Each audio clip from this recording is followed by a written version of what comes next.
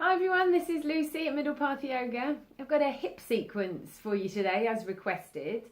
A good one for taking them out, takes them in, stretch the adductors, the abductors. We'll be working the glutes when we do our squat sequence.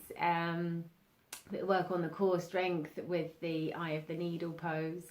As always, work within your limitations, just nudging each day rather than going too far too fast.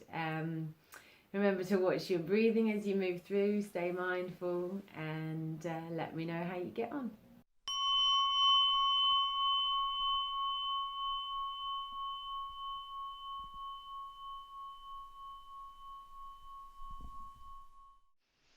So we're going to start sitting down on the mat with the legs outstretched in Dandasana or stick pose, staff pose. If you find it's uncomfortable to sit with your legs straight, then try sitting up onto a block or two, perch just on the edge of the block so you're tilting the pelvis forwards. If you're still finding that's uncomfortable on the legs, just bend the knee slightly. You can also try propping yourself up, bring your arms behind your body. The most important thing is your back is able to sit up tall. I'm going to start with the toes. So squeezing the toes up and then pulling them back, spread them out, squeeze them up, spread them out. So just encouraging any stagnant blood there at the toes to get moving back to the heart, and then moving on to the ankles. So inhale, flex, exhale, point. Inhale, flexing. Exhale, pointing, feeling that all the way up the shins, tendons on the top of the feet, the calf muscles, the Achilles. Inhaling, exhaling, coming into a rotation. Big exaggerated movement, both feet in one direction, and then changing the other way. A little bit of core strength there to keep us upright, keep the back tall. Then we're going to keep one leg extended, bend one leg, lifting the knee up and down, opening the hip. So if you're already supple in the hips, you can move the block out the way and bring your foot up onto your thigh. Don't do this one if you are on the block, because your extended leg, the knee there, might hyperextend. So knee up, knee down. Interlock the fingers. Inhale as you lift the leg. Exhaling as you're pushing down. Inhaling, lifting. Exhaling, pushing down. So we're lifting the thigh, but we're trying to keep the shoulders down. So keep those shoulders away. And then taking one hand to the foot, one hand to the knee, rocking the baby. Keep your tummy button drawn up towards the thigh. If you're already more flexible in the hips, then bring your foot to the crook of the elbow and bring your arm under the thigh, interlocking the fingers. So nice, fluid, loose movement there, shaking, really, again, moving stagnant blood, getting the toxins flowing. Taking your awareness to the part of the body that we're working today, so the hip joints. Take a few breaths in between, see how that feels. Notice any difference between the two sides. And then swapping over, so maybe your foot is alongside the inner thigh, maybe your foot's coming up on top of the thigh. Inhale as you lift, exhale as you push away, and try and check that the arms are doing the work, that the leg, the hip, the thigh is passive, and the arms are doing the work here. Inhale as we lift, shoulders stay down, exhale, push in and out, drawing the thigh up towards the tummy. Exhale, pushing down, coming into that, rocking the baby, one hand to the foot, one hand to the knee, or perhaps getting your foot to the crook of the elbow and hugging in. So you're drawing the thigh in order to sit up even taller through the collarbones, feeling the stretch there on the outer hip. Nice, fluid, loose movement.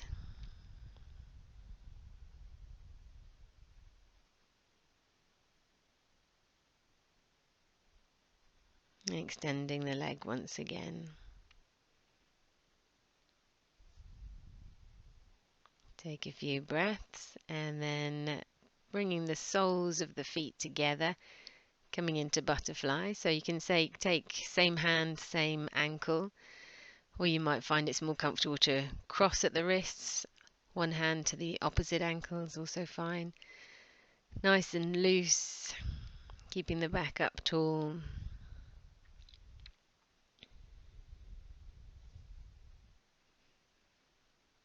Opening the hips here. And then extending out. So as before, you might like to sit up onto a block. The benefit of this is that we end up tilting the pelvis over the top of the thigh bones. Helps us to come into a forward bend. The other way of doing that, getting that tilt in the pelvis, is by bending the knees, especially if your hamstrings are tight. So circling round, we're going to breathe in, lean back, breathe out, lean forward. Just a few times in each direction. Exhale forwards, inhale back, exhale forwards, inhale back. And try and feel that it is the pelvis that's moving, not just your head. So we can bring in the arm element now, coming into churning the mill. Stick with hands on the hips if that worked for you, otherwise interlocking the fingers and keeping the arms in line with the shoulders. So hands, shoulders, arms all in the same plane. As you lean back, you might be tempted to bend the arms, but keep them straight. So I've turned to the side so you can see that we're also leaning back. Exhale forwards, inhale back, exhale forwards, inhale back. So the further you lean forwards, the more you stretch your legs. The further you lean back, the more you'll engage your core. Good, and try and remember that it's the pelvis moving over the top of the thigh bones and not just the head. Take a breath in between. Interlock the fingers one finger along now, so feels a little odd, like you're holding someone else's hand, and we're doing our churning the other way round. Exhale forwards, inhale back, exhale forwards. Inhale back. Try not to round the shoulders. Keep them down, away from the ears. If you found that it was more comfortable with the hands on the hips, go with that version for now. Engaging the core as you lean back. Good. And feeling the pelvis moving, not just making circles with the head.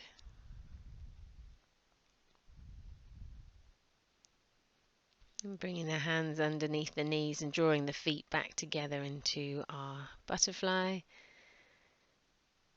And then making your way up to standing. Taking the legs out wide, interlocking the fingers. You're going to take a breath in and then exhale, bend the knees just a little way. Push the feet down, inhale, lift up. Exhale a little further.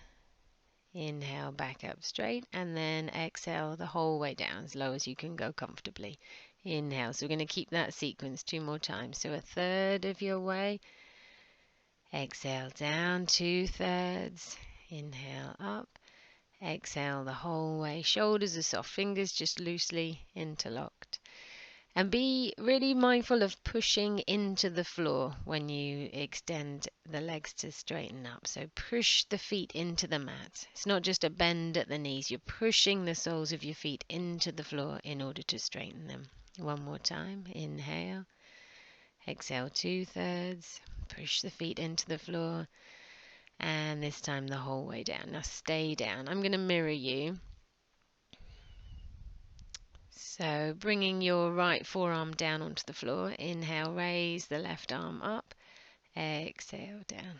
Inhale up. Exhale down. Keep the forearm against the thigh. Inhale, raising up. Exhale, draw the shoulder blade back. Inhale. Exhale, we're doing 5 on each side. Inhale, lifting. And hold it there, rotating the left wrist, get some movement there. So there is fluidity, we're not going into lockdown, even though it is strong on the legs, obviously. Changing sides, so left forearm down, right arm up. As you breathe in, exhale, lower it down. Inhale, open. Now keep the shoulders away from the ears, keep nice, lovely length in the neck, so we're not shrugging the shoulders. Inhale and check your stance. Let's get some movement on the right wrist, both directions. Keep drawing the knees back, keep the knees tracking the same direction as the toes. Inhale, lift the hands up. Exhale, push the palms away. Inhale, exhale. So pull the fingers back, push the palms away. Inhale, exhale, broadening, widening. So hands on the hips. Exhale, twist, look over the shoulder, inhale to the center. Exhale, twist, look over the other shoulder. So you can keep the hands on the hips or extend the palms as we were a moment ago. Pull the fingers back, keep the arms really long, broad. Exhale, keep twisting the head as well. So keep dropping down. You might be tempted to straighten up the legs. Exhale, inhale, center. Exhale, keep it going. Inhale. Last one. Exhale, look to the back hand. Inhale. Exhale. Well done. Hands on the hips. Walk your feet in. Heel toe, heel toe. Back up. Give them a good shake off. And then let's make circles. Big, wide circles one side and then the other. Round we go. So take the legs out wide once again. Feet parallel this time rather than turning out to the side. And we'll just come into a little forward bend and inversion there. You might like to use some blocks depending on your flexibility. You can turn them on the edge. You can use some books or a little surface, whatever you've got nearby. So you might like to keep your back straight, or you can come down lower. So allowing the weight of the head to extend the spine. Some of you might like to rest the head on some blocks. If you're more comfortable there, you can just move the blocks out the way and just, as I say, let the weight of the head extend the spine. As we said before, we're allowing the pelvis to rotate over the top of the thigh bones. If you're not getting that, you might like to bend your knees more. And then let us finish with a pendulum pose, so taking hold of the elbows, swaying the torso from side to side. Try and get a nice amount of fluidity there, side to side. You don't need to grip, it's just a little bit of effort in the hands, but the shoulders are relaxed. Then making your way back down onto the mat. Grabbing hold of your belt if you have one. You can also use a dressing gown belt or a scarf or a normal belt. Keeping your left foot on the floor, we're going to draw the right knee in and then bring the center of the belt to the ball of your foot. So by bringing it onto the ball of the foot, you'll find that it draws the foot back towards you, so you get the stretch on the ankle and the Achilles. You start with your hands quite close to your foot and your knee bent, and then you push your foot away. Let the belt go, slide through the hands until your arms are straight, your belt is straight, and your leg is straight. Go to a comfortable distance. If you find your leg goes beyond vertical, then you're welcome to extend your left leg out. It is a bit stronger with the left leg extended. You can lift your head off the ground and just take a look at your left foot, that it is pointing up towards the ceiling, and that gives us an idea as to whether our hips are twisting here.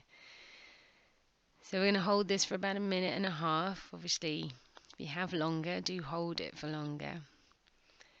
We generally find when you come into these postures that we overwork, clenching everything in the hope that something is helping.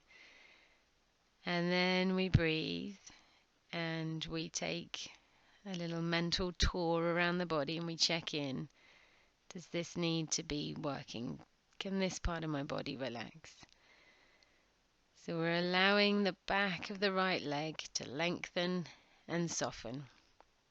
There is a little bit of effort there just to stop the right knee bending, but apart from that, lengthening and softening the back of the right leg. So we're going to take the leg out to the side now. Take hold of both sides of the belt with your right hand and let your right leg drop out to the side. I've popped it onto some blocks there. You could also rest your foot onto a chair as you open the hip. If it's too strong, have a go with the leg bent, sole of the left foot to the floor. Find somewhere that is comfortable to rest the left arm. Relax your right shoulder. All we really have to do here is hold on lightly onto the belt. Try and let your sacrum drop, let your shoulder blades drop, let the back of your head rest, and breathe.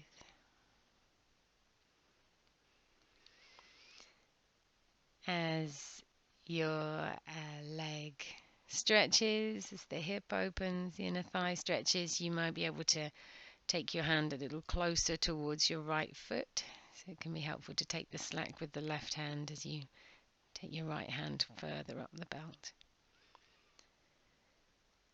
Checking in that we've not clenched the belly, that we have relaxed facial muscles. And using your core strength, lifting the leg back up to the center. So coming into either needle pose now, outside of the right ankle to the front of the left thigh.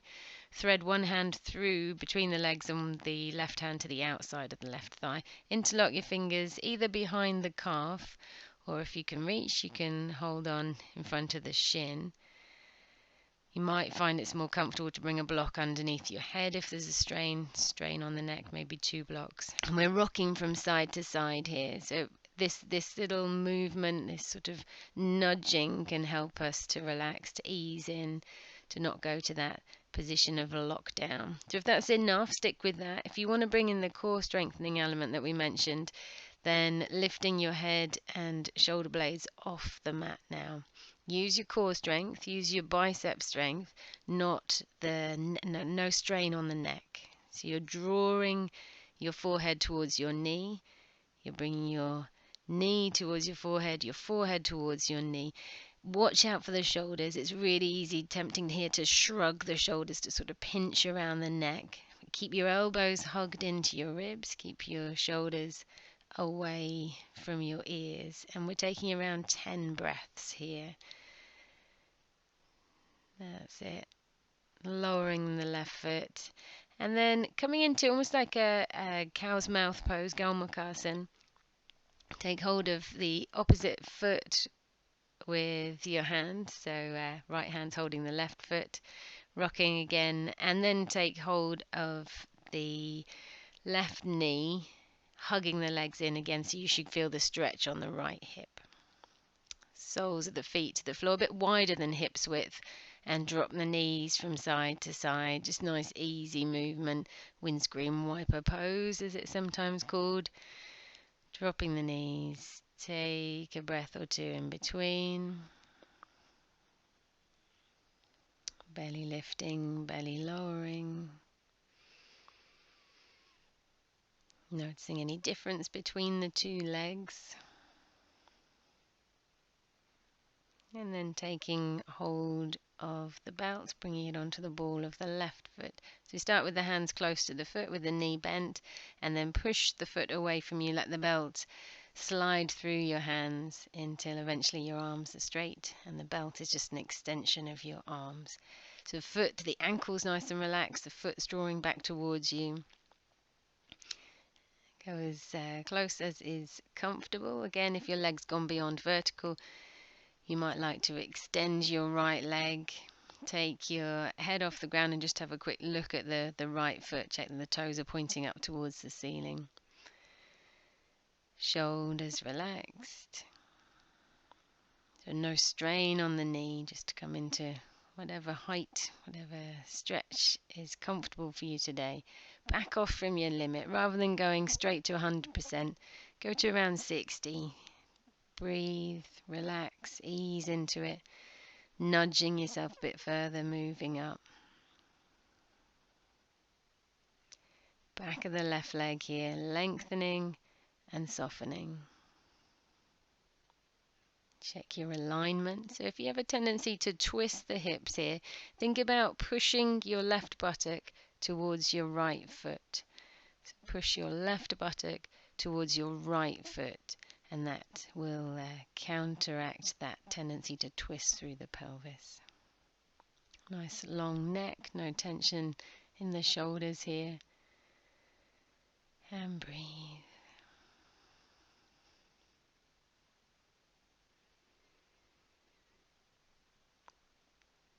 Both sides of the belt into the left hand. Bring your blocks over or your chair, if you're resting your foot onto a chair there to open the hip. Readjust the position of your left hand on the belt so that your left arm is straight. And again, then you're just using your hands. You're just holding on with your hands rather than having to use a lot of arm strength. You might find it's more comfortable to have the right foot on the floor, right knee up towards the ceiling. Try and drop the shoulder blades, try and drop both sides of the pelvis down. As you loosen into it, you might like to move the blocks away or the chair. Breathing.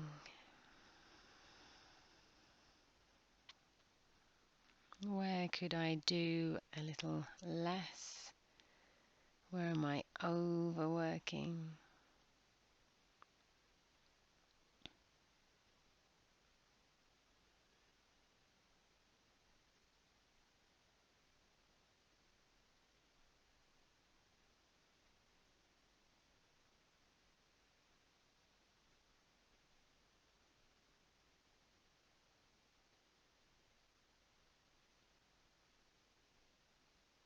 And using your core strength to lift the leg back up to the center.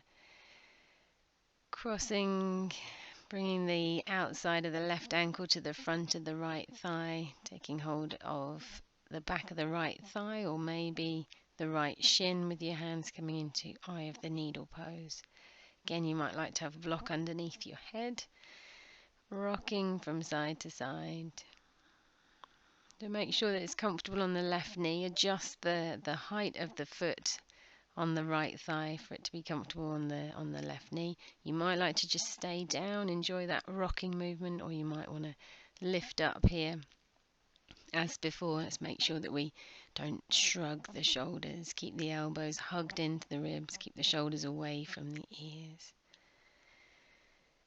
Engaging the core, not straining the neck. So knee to forehead, forehead to knee. 10 breaths on this side.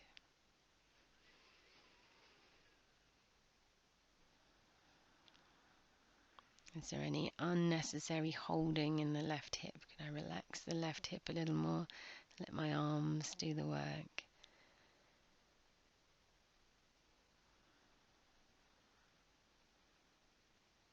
And then lowering the shoulder blades and the head back down to the floor.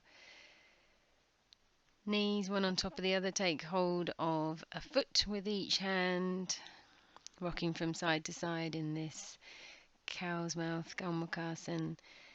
Hugging the legs in, taking hold of the back of the right knee, right thigh, hugging in so you got the stretch there in the left hip. Soles of the feet to the floor, come back into that windscreen wiper pose, so knees dropping to one side and then the other. Feet a bit wider than hips width, as I said, over to the side. And then into a little low bridge, push the feet down, lift the hips off the mat and just give your hips a shake. Shake out the hips side to side. We can finish with a happy baby pose. So I tend to suggest taking hold of the outside of the feet. Keeps the chest nice and open. Rocking from side to side, drawing the knees towards the armpits or towards the floor if you're more supple. And then hugging the knees in. So I recommend coming into a relaxation or perhaps doing one of the other videos that you can see on the channel. Making sure that you take some time to relax after doing the exercises. Abdominal breath is a nice way, or coming into Shavasana to do a final relaxation.